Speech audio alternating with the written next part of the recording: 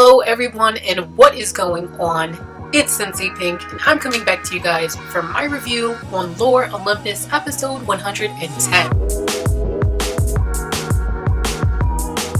Before we get into this review, please just take one moment and go follow me on both Instagram and Twitter. And if you really love seeing me, maybe you don't love me, but you like to see my face every week, go hit that notification and subscribe button to see more weekly videos. Alright guys, so last week we ended off things pretty sketchy with Percy sneaking into the beach with a large cape on and small bag in her hand. So in this episode, we pick up where we left off in episode 108 with Percy working late at her desk. As Percy is working, she notices that everyone in Underworld Corp is beginning to leave for the day and decides to capitalize on this moment by sneaking in to the beach. Shortly after entering the beach, she is gently stopped by Cerberus, who tugs on her cape, but after assuring him that she won't be long, she heads over to the shores of Acheron. Now on the shore of Acheron, Percy then begins handing out coins to the shades who couldn't afford the ferryman. So apparently what was in that little bag that she was holding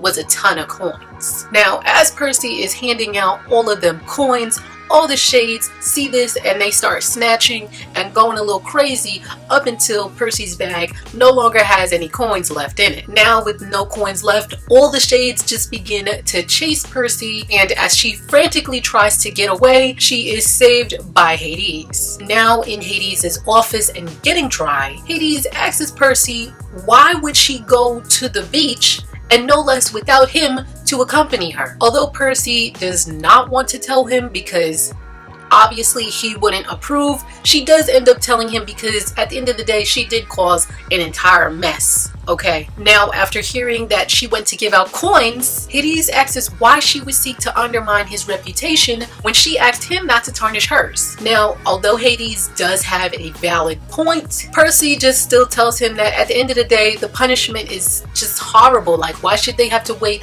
on the shore if they are broke? But Hades hits back at her with the fact that it's tradition. You know, that's what he does. That's how he made the underworld a wealthy place. That's why he's the god of wealth. And because of all this, he does not deserve her unsolicited criticism. In response to this criticism comment, Percy just reminds Hades that at the end of the day, he's a king, so why the heck would he care what she thinks? And then y'all, we get the pinnacle moment in this episode in which Hades just iconically shouts while grabbing her, "Because I want you," and the two of them begin to kiss. Like, oh my fucking god, y'all. I am so excited. Like, I want to keep going on, but let me finish this because I'm gonna get into that later. Okay, so as the two of them are sharing this extremely passionate kiss, the one obviously we deserve this, we've been waiting for it, but as they are sharing it, Percy begins becoming like a lighter pink and soon opens her eyes because her body is just beginning to like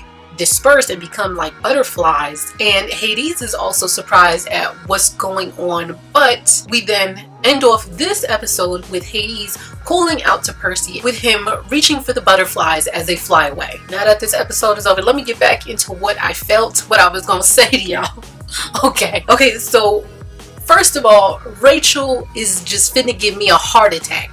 Okay, she's finna give me a heart attack because that's what this episode was. I'm pretty sure it was like that for you guys and it was like that for me, because it is just what we have been waiting for as fans of this series for a long time. Like, when I dead ass read this episode, I felt like I needed to be resuscitated, but my spirit was like, oh no bitch, you ain't dying today because you gotta know what happens next week. So I resuscitated my damn self and got up back from the dead. And Jesus Christ, like, what kind of a birthday is Percy having? Like, this has gotta be the best birthday of her damn life. Like, first she gets the news about the breakup, and then honey, like, she gets this. What?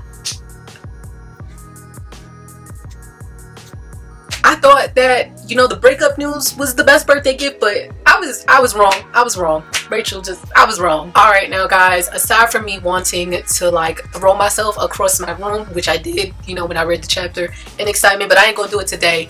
let me jump into some predictions for episode 111. Now, based on what just happened, I'm gonna be honest, I only have one prediction and one prediction only. My prediction is that when Persephone began turning into butterflies, she was definitely summoned back home to the mortal realm via Demeter. Like, maybe Demeter tuned in because she felt that Percy was having like some strong emotions going on, just like how many of the gods were able to feel when she was in distress during the Apollo situation. But although I think this could be the case, I just can't help but wonder why the hell she didn't feel when Percy was in distress in that moment. You know how we got like a little pan of all of the gods who felt it, or I guess we're ignoring it, whatever, but we didn't get to see her. So I'm just trying to figure out why, if that's the case, why didn't she feel when Percy was in distress? Well guys, let me know in those comments how hype you guys were when you got to reading this, okay? Because honey, was I hype? And I'm pretty sure the fandom is just losing their mind. So let me know what you guys are feeling, and let me know, do you guys think that Demeter is the one who is summoning her back home? Because I'm pretty sure Demeter was like, I tuned in, I saw what I saw, and now I'm cutting it off. Also guys, make sure that you go follow me on both Instagram and Twitter, and make sure that if you enjoy watching me and you enjoyed this video, you smash that like button and give this video a good thumbs up. And lastly guys, if you want to keep our relationship going, go hit that subscribe and notification button to see more of me, Sensei Fan.